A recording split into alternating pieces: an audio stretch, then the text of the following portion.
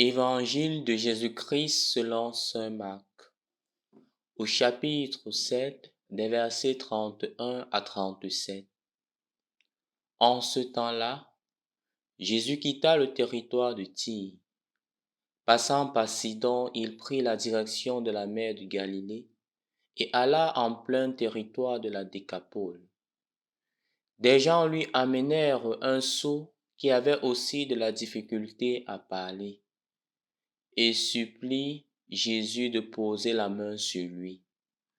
Jésus l'amena à l'écart loin de la foule, lui mit les doigts dans les oreilles et avec sa salive lui toucha la langue.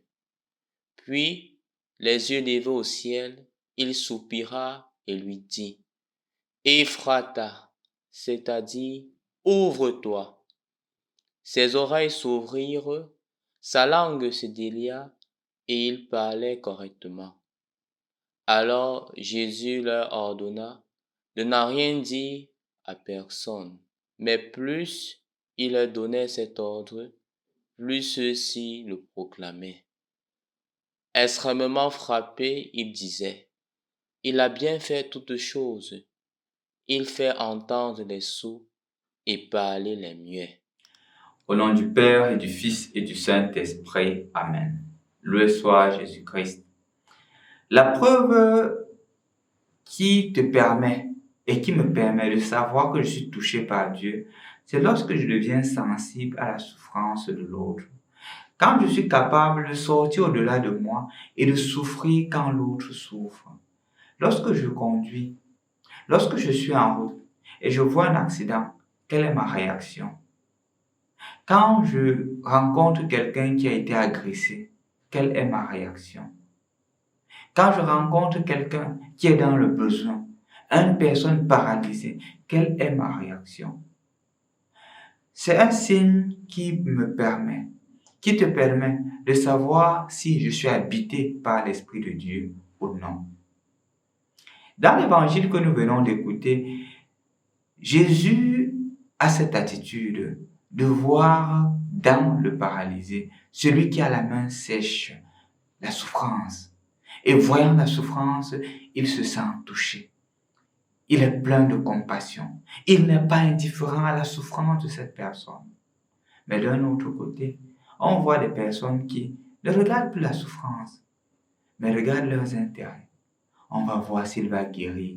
S'il guérit ce malade, alors nous allons l'accuser parce qu'il le fait le jour du sabbat.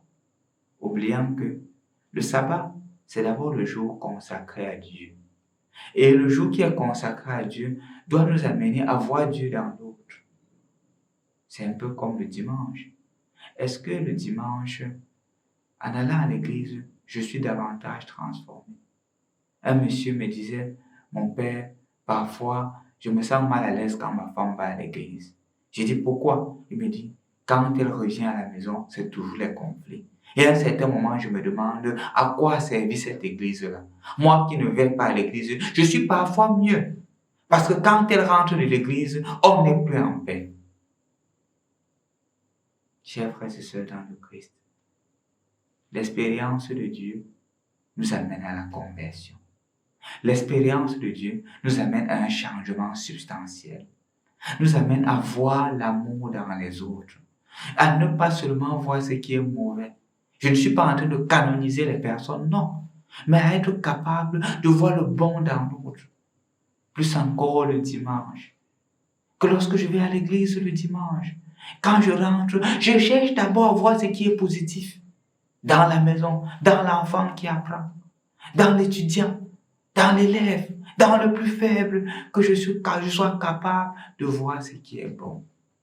Parce que si je ne suis pas capable de voir, ce qui est habituel, c'est de voir toujours ce qui est mauvais, de ne voir que ce qui ne marche pas. Et je commence à tomber progressivement dans un pessimisme sans nul autre pareil, dans un négativisme.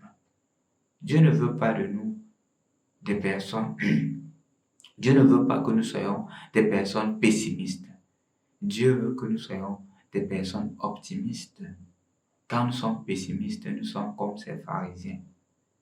Jésus veut que nous soyons optimistes. Quand Jésus voit la personne avec la main sèche, il la guérit. Il trouve des moyens, il s'efforce à trouver des moyens pour que la personne soit aussi joyeuse. Notre vie à la fin, mon frère, ma soeur, c'est d'apporter la joie aux autres. C'est que quand les autres nous rencontrent, ils sentent la joie, ils sentent le confort, ils sentent la souplesse, ils sentent la douceur. C'est en fait la finalité de notre vie. Notre vie ne doit pas être une vie où quand les gens nous rencontrent, ils se sentent mal. Ils sentent la peur. Ils sentent la vengeance. Ils sentent la rancune. Non.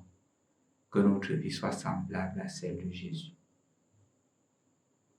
Au nom du Père, et du Fils et du Saint-Esprit. Amen.